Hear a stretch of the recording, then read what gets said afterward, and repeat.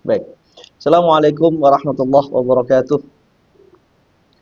Bismillah, alhamdulillah, wassalatu wassalamu ala rasulillah wa alihi wa sahbihi wa mawalah wa la hawla wa la quwata illa billah amma ba'd. Allahumma ja'al ayyamana ayyam rasulillah wa layalana layala rasulillah. Allahumma ja'al sabahana sabahas salihin wa masa'ana masa'as salihin wa alhiqna bis salihin. Allahumma inna nas'aluka ilman la yunsa, ilman nafi'an mubarakan fih. Allahumma faqihna fid din wa 'allimna at-ta'wil.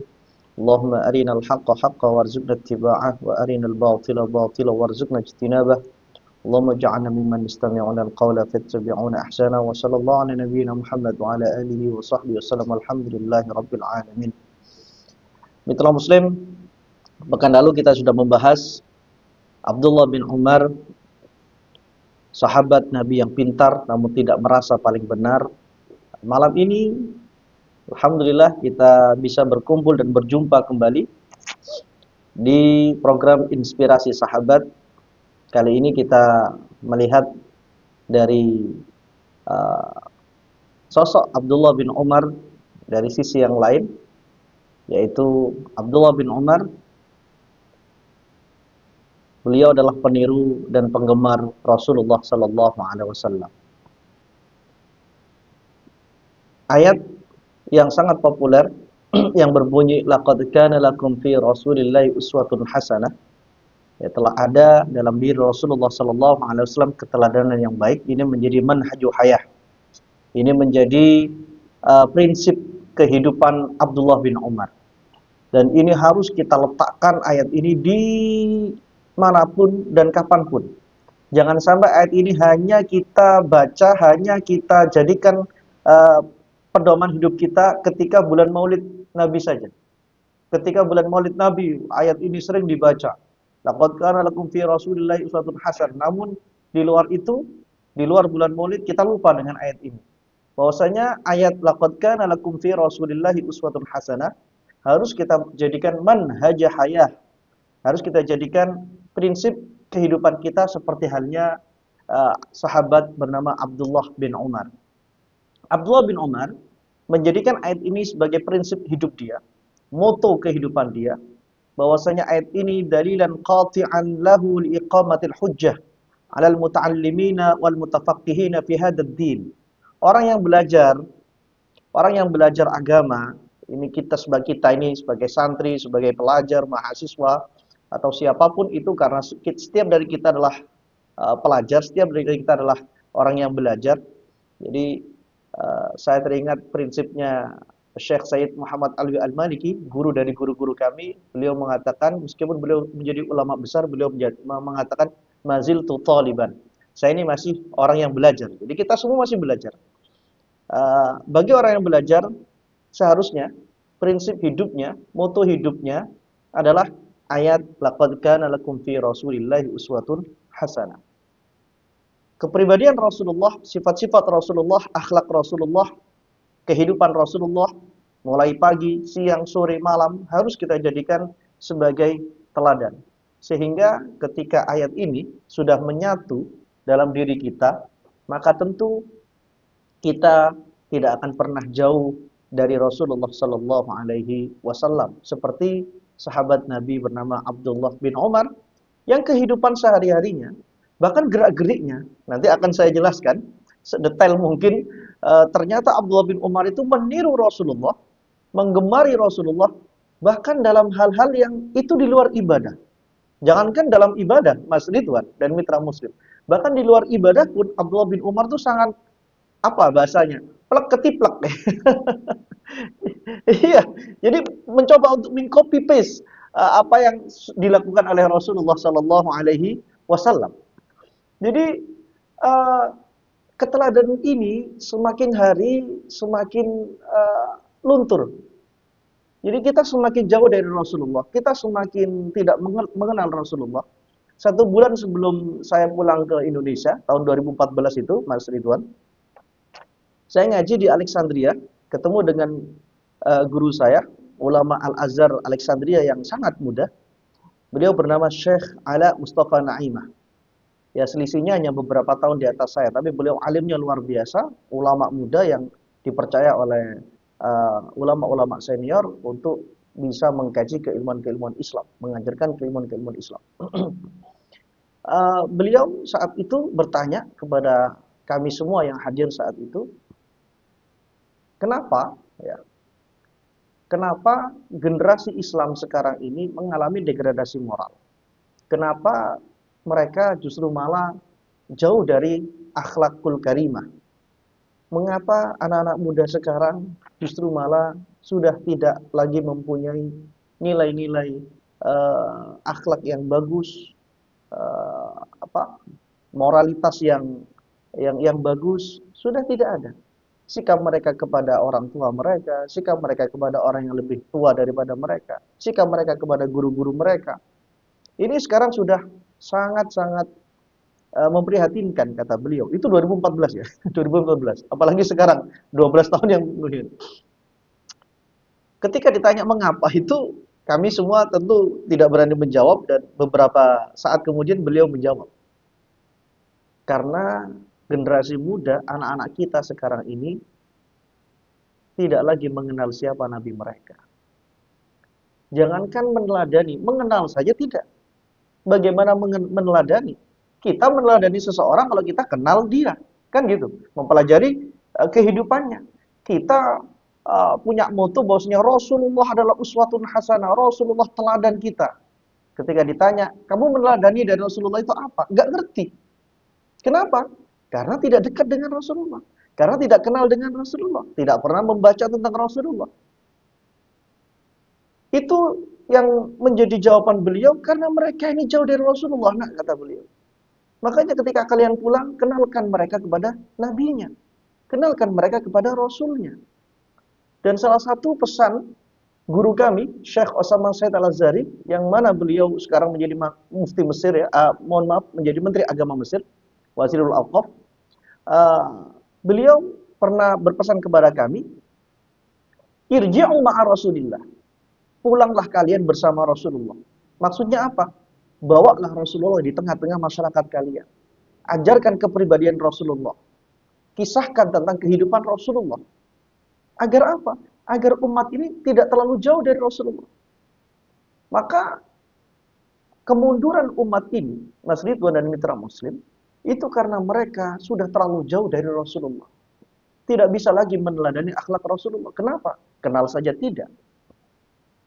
Oleh karenanya itu, kajian-kajian saya itu lebih mengarah kepada sirah nabawiyah, lebih mengarah kepada kehidupan Rasulullah SAW agar apa? Agar itu tadi. Saya ingin mengisi pos itu, Mas Ridwan. Kalau misalnya teman-teman yang lain, ustadz-ustadz yang lain mengisi tafsir, mengisi hadis atau mengisi fikih, saya mencoba untuk mengisi sirah. Agar apa? Agar umat ini tidak terlalu jauh dari Rasulullah SAW. Dan malam ini mitra muslim kita belajar dari sosok Abdullah bin Umar, sang peniru dan penggemar Rasulullah SAW. Dalam kehidupannya sehari-hari, Abdullah bin Umar ini sangat senang sekali menirukan Rasulullah SAW.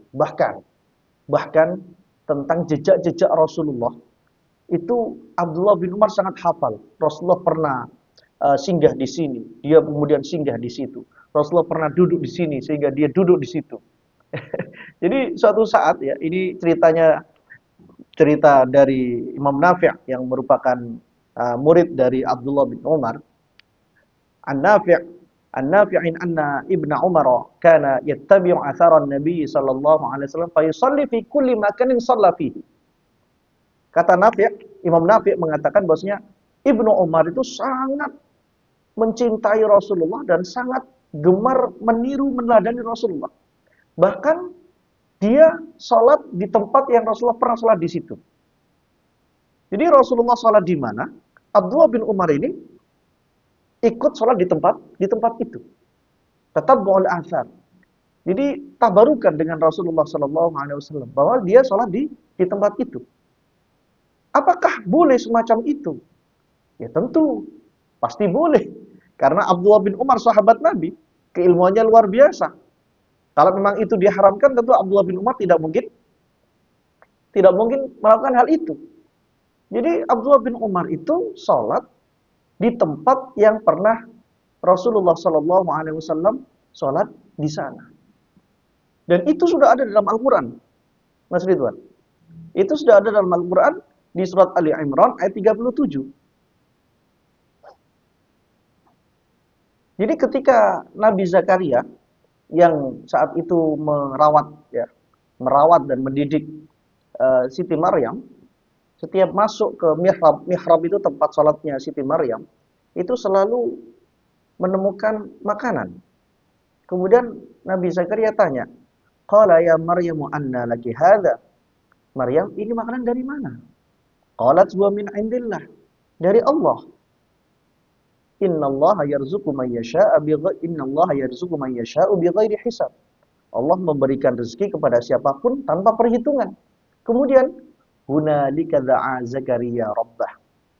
Dan di tempat mihrab itu, di tempat sholat ibadah berdoanya Siti Maryam itu, Nabi Zakaria berdoa. Apa doanya? Nabi Zakaria ini kan lama sekali nggak mempunyai keturunan, Mas Ridwan. Beliau minta diberi keturunan oleh Allah Subhanahu wa taala. Doanya adalah qala rabbi habli min ladunka dzurriyyatan thayyibah innaka samii'ud du'a. Ya Allah, berikanlah aku keturunan yang baik, sungguh Engkau yang mendengarkan doa.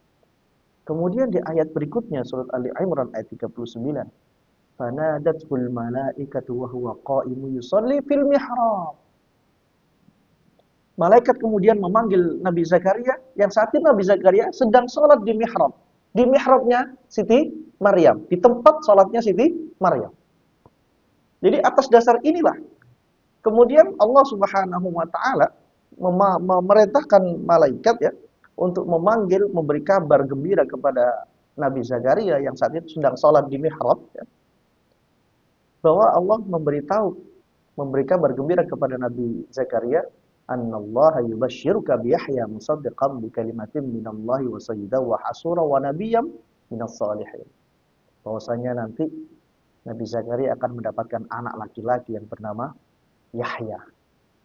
Ternyata Allah mengabulkan doa Nabi Zakaria yang lama sekali tidak punya keturunan. Doa Nabi Zakaria dikabulkan di tempat Siti Maryam beribadah dan sholat dan berdoa di situ.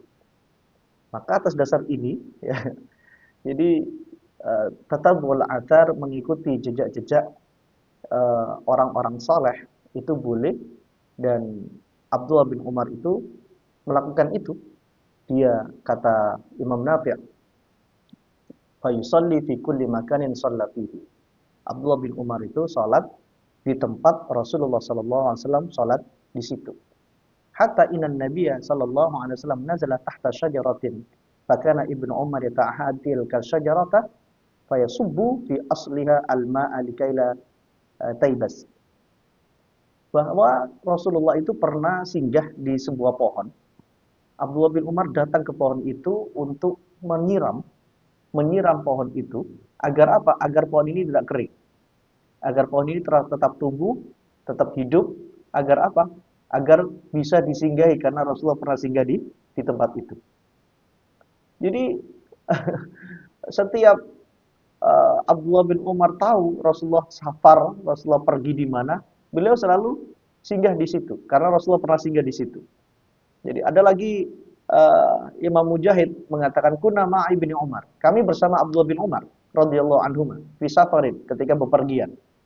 Famarra bikanin fahada bihi anhu fasuila lima fa'alta dzalika qala ra'aitu Rasulullah sallallahu alaihi wasallam fa'ala hadza fa fa'altu. Jadi suatu ketika kami ini bepergian, kata Imam Mujahid, lalu di sebuah tempat Abdullah bin Umar ini singgah di situ, dan ketika ditanya, Rasulullah ya pernah singgah di situ, saya melakukan apa yang dilakukan oleh Rasulullah. Jadi Abdullah bin Umar itu terkenal sebagai sahabat yang paling meniru Rasulullah. Bahkan sampai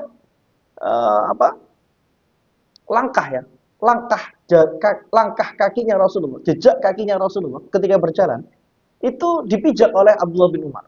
Saking pengennya Abdullah bin Umar ini berjalan seperti Rasulullah berjalan. Jadi Imam Nafi itu pernah menceritakan tentang keadaan Abdullah bin Umar. Lau nadharta ila Ibnu Umar radhiyallahu anhuma idza taba'a athran nabi la qulta hadza majnun. Jadi kalau kamu tahu ya, bagaimana Abdullah bin Umar itu sangat meniru dan menggemari jejak-jejak Rasulullah, bahkan sampai ketika Rasulullah berjalan itu, langkah-langkahnya di belakang itu Abdullah bin Umar itu kan kalau zaman dulu kan masih pasir ya, tanah ya, masih gituan ya. Apalagi Timur Tengah di Madinah sana. Jadi ketika orang berjalan itu kan pasti ada jejaknya. Ya, kalau sekarang kan kita nggak bisa karena iya. Jadi Abdullah bin Umar itu senang sekali jalan di belakang Rasulullah, lalu menapaki jejak Rasulullah yang Rasulullah itu berjalan di situ.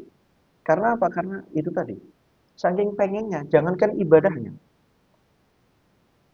bahkan sampai jalannya saja itu ingin meniru Rasulullah Sallallahu Alaihi Wasallam. Jadi, masya Allah.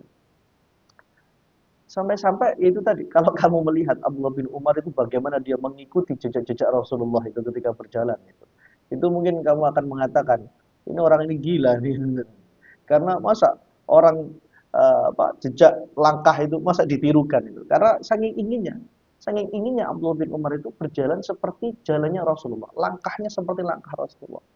Dalam sebuah hadis riwayat Imam Tirmidzi itu dalam kitab Syama'il Muhammadiyah juga disebutkan. Kitab ini unik, Mas Ridwan dan mitra Muslim. Kenapa? Karena kitab ini membedah tentang keseharian Rasulullah. Bagaimana Rasulullah berjalan, bagaimana Rasulullah tidur, bagaimana Rasulullah duduk, bagaimana Rasulullah makan, minum, bagaimana Rasulullah bercanda. Itu dibahas dalam kitab ini karya Imam Tirmidzi. Disebutkan dalam satu riwayat kitab itu bahwasanya ka'annahu yanzilu min sababin. Ka'annahu yanhattu min sababin. Rasulullah itu berjalannya Rasulullah seakan-akan Rasulullah itu turun dari dataran tinggi, dari bukit. Jadi kalau misalnya kita turun dari tangga itu kan tek tek tek tek. Maksudnya apa? Jalannya Rasulullah itu tegas. Jalan Rasulullah itu kalau bahasa Belandanya nggak kelemar-kelemar ya. Jadi tidak nyerok-nyerok apa ya? Iya, jadi langkahnya itu benar-benar beliau itu kayak orang semangat gitu. Dek, dek, dek. Jadi langkah kakinya itu betul-betul nggak diseret gitu loh.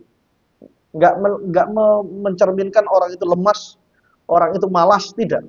Tapi beliau me, jalannya, langkahnya itu sangat energik sekali. Jadi agak agak sedikit cepat gitu berjalan beliau, sehingga orang melihat itu orang ini sangat sehat sekali ya. Jadi beliau itu senang kalau kalau Rasulullah senang kalau umat Islam ini terlihat yang energik, yang sehat, yang gagah itu loh kan. Kan dalam sebuah hadis disebutkan al-mu'minul qawi khairum minal mu'minid dhaif.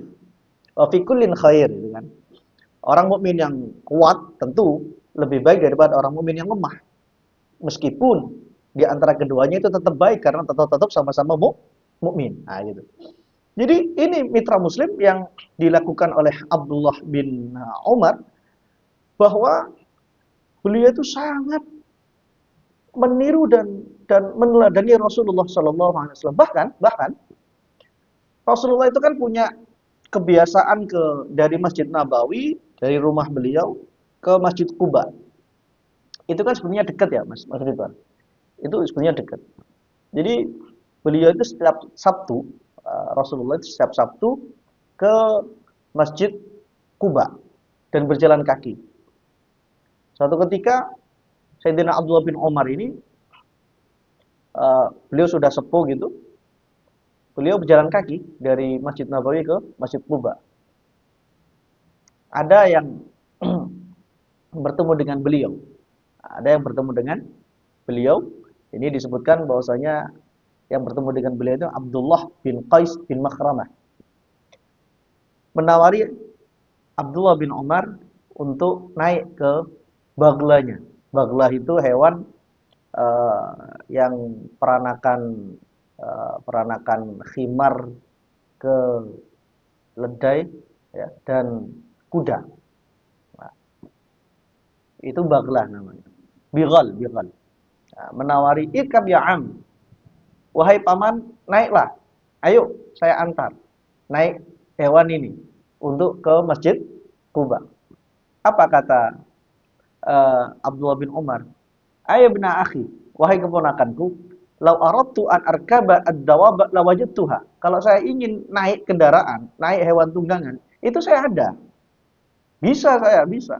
Walakinni ra'aitu Rasulullah sallallahu alaihi wasallam yamshi ila hadzal masjid hatta ya'tiya fa yusalli fihi. Tapi saya melihat Rasulullah itu ke masjid ini berjalan kaki sampai datang di Masjid Kuba ini lalu sholat di dalamnya. Fa ana uhibbu an amsya ilaihi kama ra'aituhu yamshi. Saya ingin jalan ke Masjid Kuba ini karena saya pernah melihat Rasulullah berjalan. Jadi saya ingin meniru Rasulullah sallallahu alaihi wasallam.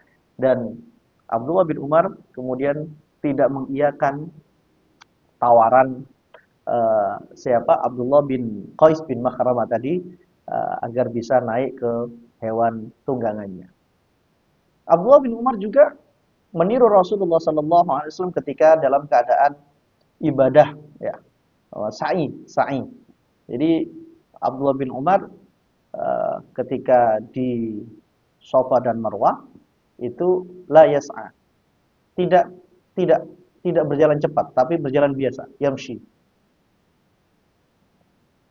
Saya kalau berjalan cepat ya bisa saja karena saya melihat Rasulullah juga pernah berjalan cepat ketika melakukan sa'i ini. Wa in amshi faqad ra'aitu Rasulullah sallallahu alaihi wasallam yamshi. Kalau saya sedang berjalan biasa santai ketika sa'i ini, karena saya pernah melihat Rasulullah juga sa'i dalam keadaan berjalan santai. Sedangkan sekarang ini wa ana syekhun kabir, saya ini orang tua sudah sepuh saya ini. Jadi saya bisa jalan cepat, ya, saya bisa jalan biasa santai karena memang Rasulullah sallallahu alaihi wasallam mencontohkan demikian. Abdullah bin Umar juga pernah ditanya ya tentang ayat yang menjelaskan salat qasar, ya. Wa idza darabtum fi sabilillahi falaysa 'alaikum junahun an taqsuru minas salat, ya. In khiftum ayaftinakumul ladzina kafaru ila akhiril ayat. Ditanya Abdullah bin Umar, ini kan ayat tentang kalau kita sedang berperang dan kita takut dengan lawan kita, maka boleh mengqasar salat. Sedangkan kita sekarang fanahnu aminuna la nakhafu fanaqsurus salat. Sekarang kita kan aman. Kita tidak takut apapun ini sekarang. Karena Islam sudah hebat, apakah kita masih boleh mengqasar salat? Apa jawaban Abdullah bin Umar? Jawabannya sangat simple. Tidak menjawab dengan kalimat apapun kecuali ayat laqad kana lakum fi rasulillahi uswatun hasanah. langsung langsung Rasulullah loh mengqasar salat kok. Jadi beliau berbicara dengan ayat Al-Qur'an, ya. Itu luar biasa. Luar biasa, keilmuannya luar biasa. Jadi menjawab itu dengan menjawab ayat Al-Qur'an. Jadi tidak berkomentar apapun, tidak menjawab dengan jawaban apapun ketika ditanya. Ini kan dalilnya tentang salat qasar diperbolehkan itu kan ketika kita berperang dan kita takut dengan orang-orang kafir saat itu. Nah, sekarang kita sudah aman, sudah tidak perang. Apakah kita boleh mengqasar salat kalau misalnya kita bepergian? Jawabannya singkat. Laqad kana lakum fi Rasulillahi uswatun hasanah. Jadi Abdullah bin Umar adalah sosok yang luar biasa meniru Rasulullah sallallahu alaihi wasallam, jangankan di dalam ibadah.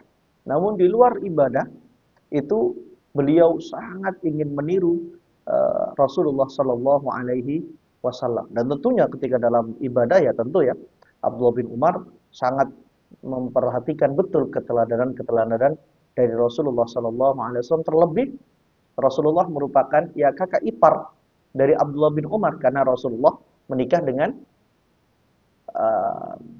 dengan saudaranya yaitu Siti Hafsah yang merupakan saudara kandung Abdullah bin Umar, satu bapak satu ibu dengan Abdullah bin Umar. Tentu ini menjadi sebuah keuntungan Abdullah bin Umar untuk bisa semakin dekat dengan Rasulullah, semakin meniru Rasulullah sallallahu alaihi wasallam.